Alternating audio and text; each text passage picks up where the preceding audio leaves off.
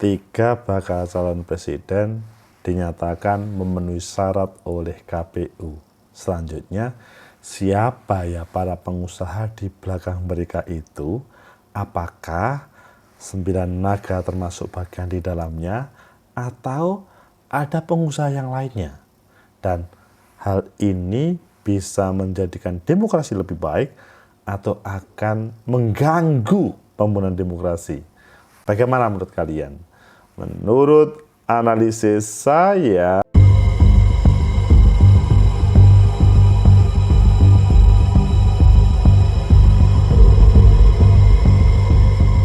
Assalamualaikum warahmatullahi wabarakatuh. Salam sejahtera untuk kita semua. Pecinta masa depan negeri, tegakkan kebenaran, lawan ketidakadilan.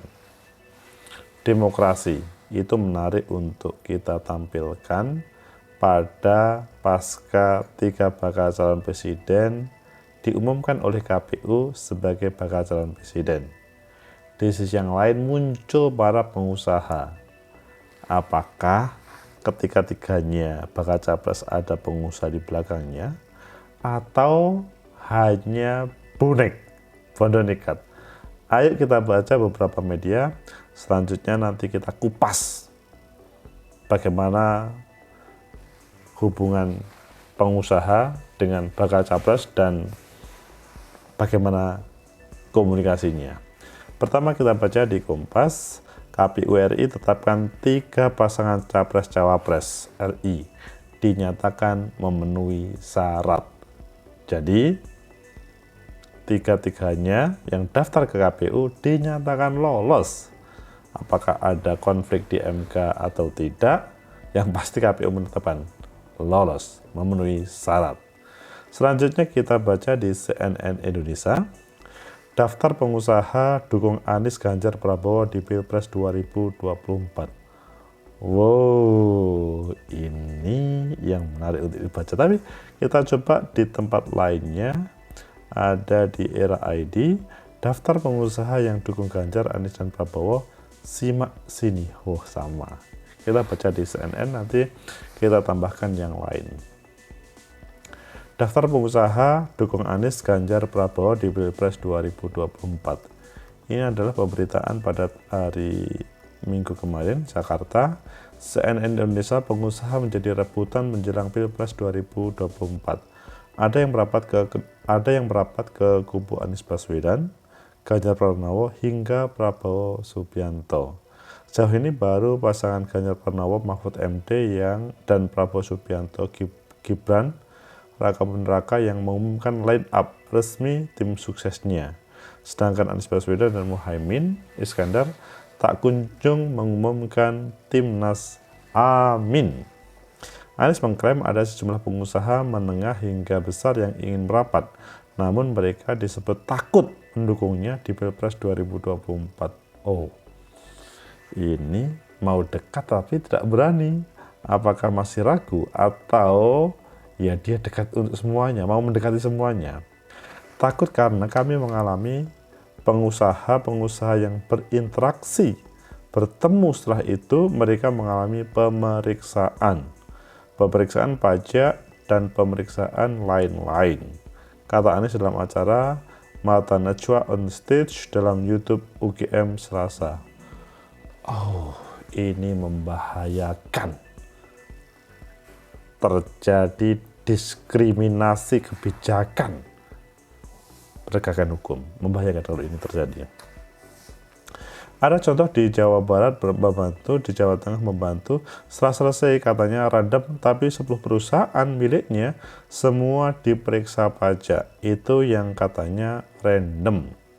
Lantas siapa sosok pengusaha di balik Anies Baswedan, Ganjar Mahfud, dan Prabowo Gibran? Berikut rangkumannya. Ini langsung dibacakan. Anies Muhaimin, Timnas Pemenangan Amin. Wakil Ketua Umum PKB Jazil Fawait menyebut Timnas Pemenangan Amin tidak akan diketahui oleh pengusaha maupun penguasa. Wow. Tidak pengusaha, no penguasa. Ia enggan Amin meniru kandidat capres lain yang mengambil tokoh dari kalangan pengusaha beken. Kita bukan dari unsur penguasa dan pengusaha, kita cari rakyat biasa. Maksudnya kami tidak mengambil tokoh-tokoh ternama dari dunia usaha. Kalau bahasa sekarang bukan bagian dari oligarki. Tidak mau kami oligarki. Gitu katanya. Jazilul. Kalau pemilik gurita bisnis, dengan kata lain belum jelas siapa pengusaha yang berada di jalan pendukung Amin. Sejauh ini baru ketemu Ketua Umum Partai Nasdem sekaligus pimpinan media grup Surya Paloh yang bisa diidentifikasi sebagai pengusaha di balik Anies dan Caimin.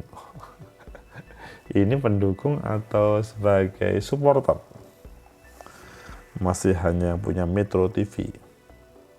Kemudian yang kedua, Ganjar Mahfud, tim pemenangan nasional TPN. Pasangan ini punya tim ternama, tim pemenangan nasional, tak tanggung-tanggung, Ketua Kamar Dagang dan Industri Indonesia, Kadin, Arsyad Rashid ditunjuk sebagai ketuanya. Oh, ini salah satu pengusaha. Selain Arsyad memutuskan cuti untuk memenangkan Ganjar Mahfud, TPN diisi nama pengusaha yang tak kalah tenar lainnya. Berikut daftarnya. Daftar operasi 247 TPN Ganjar Pranowo Prawi Atmojo. Deno dikenal sebagai pengusaha nasional di bidang transportasi udara, CEO Waitsky Group. Bendara umum TPN Orias Petrus Mudak. Namanya tersohor karena disebut-sebut berperan penting dalam pengambilan 51% saham PT Freeport. Orias masih malang melintang di BUMN seperti Perindo 2 hingga Inalum. Apa maksudnya Inalum? Sekretaris Eksekutif TPN Heru Deranto dikenal sebagai pengusaha di bidang jasa konstruksi selama lebih dari 25 tahun. Heru. Wakil Ketua TPN Bagus Adadirga, CEO PT Asia Aero Teknologi yang bergerak di bidang pengembangan dan pelayanan bandar udara. Bandar udara, guys. Kepala Staf Pimpinan TPN Regi Wahyu merupakan pengusaha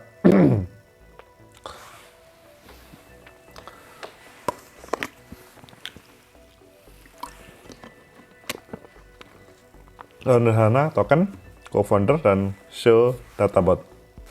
Kemudian Ketua Tim Pemenangan Muda TPM Darmaji Suradika, co-founder sekaligus CEO dari startup non-profit pemimpin. Bergerak di pemberdayaan para pemuda Indonesia. Kemudian kita bergeser ke Prabowo Gibran. Tak kalah mentereng, tim kampanye nasional TPN diisi oleh deretan pengusaha ternama. Rosan Silalahi, Ketua Kadin, Wakil Menteri BUMN. Lalu deretan lain diumumkan seperti Nusron Wahid. Maksudnya diumumkan oleh Nusron Wahid, yaitu ketuanya itu adalah Rosan Roslani. Itu adalah wakil menteri dan bla bla bla bla. Kemudian masih banyak lagi yang terlibat di sini. Pembina TKN Abu Rizal Bakri, Wakil Ketua Pengarah TKN Hasim Joyo Hadikusumo, Wakil Koordinator Strategis TKN Erwin Aksa, anggota penasihat TKN Putri Kuwisnuwardani, anggota penasehat Al-Mahir Al-Gadri, luar biasa, di Kodel Group, anggota penasehat TKN Teu Sambuaga, Presiden Komisaris PT Lipo Cikarang.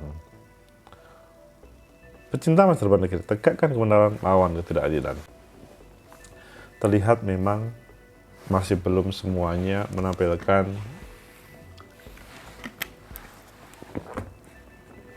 Mohon maaf sambil minum ya. Tim dari para pengusaha. Tapi yang lebih membahayakan adalah ketika dia jadi tim menjadi mendukung, kemudian pajaknya dan lainnya diperiksa oleh pengelola negara. Bagaimana menurut kalian? Apakah ini sudah selesai para pengusaha, muncul semuanya, hanya itu saja, atau nanti akan berproses? Dan bagaimana diskriminasi yang terjadi terkait dengan orang yang mendeklir mendukung seseorang pengusaha yang berbeda dengan kebijakan pemerintah? Menurut analisis saya, pertama, apa yang dilakukan oleh tiga pasangan capres sesudah mereka lolos dari pengumuman, maksudnya lulus dari sebagai bakal capres, bakal calon presiden, atau sekarang sudah calon presiden dan calon wakil presiden. Pertama, kita apresiasi mereka telah serius, begitu juga partai ataupun gabungan partai, dan yang lebih asik adalah mereka tidak menyerah, tidak mundur meskipun diolok-olok. Jadi pada kesempatan ini kita perlu mengapresiasi ketiga-tiganya, meskipun ya perjuangan masih berjalan ke Mahkamah Konstitusi ataupun lainnya masih diusahakan. Tapi bahwa ada sebuah kepastian hukum pada waktu proses pengambilan nomor urut sebelumnya harus dinyatakan lolos, dan mereka lolos semuanya. Tetapi daftar pengusaha belum begitu muncul. Ya ada sudah, tapi belum semuanya. Kemudian yang kedua, bagaimana tentang 9 naga? Mulai awal kok tidak disebut-sebut. Kalau menurut saya, ya 9 naga itu adalah orang yang mempunyai kepentingan terhadap bisnisnya. Dan mungkin sekarang kalau dihitung lebih banyak dari 9 naga, intinya mereka ingin bisnisnya, usahanya lancar semuanya. Pecinta masa depan kita, tegakkan kebenaran lawan ketidakadilan. Tetapi lancarnya itu tidak harus mengganggu stabilitas demokrasi atau mencederai demokrasi. Kemudian yang ketiga, apakah calon presiden yang pada kesempatan ini mempunyai pikiran-pikiran cerdas tentang bakal calon, maksudnya bakal calon pengusaha yang mendukungnya, itu hal yang perlu didiskusikan supaya nanti tidak terjadi mispersepsi terkait dengan apa yang terjadi. Pecinta masa depan negeri, tegakkan kebenaran lawan ketidakadilan. Dari 3 calon presiden, jelas belum terlihat secara langsung para pengusaha dukung, kecuali yang selama ini berinteraksi. Padahal semua berharap pemilu 2024 itu momentum konsolidasi dan konsolidasi membangun demokrasi, dan siapapun yang kalah seharusnya menerima, yang menang tidak komedi. Dan 9 naga ataupun lainnya biar nanti berselancar mencari, atau mungkin pada kesempatan ini mereka sudah mulai mendekat kepada salah satu atau semuanya. Pecinta masa depan negeri, tegakkan kebenaran, lawan ketidakadilan. Sudah saatnya masing-masing bakal calon presiden itu secara terbuka untuk menampilkan uang anggaran yang dititipkannya. Tegakkan kebenaran, lawan ketidakadilan. Jangan sampai pemilu belum dilaksanakan malahan orang yang merasa dekat itu bertarung sendiri. Na'udzubillah. Semoga bermanfaat.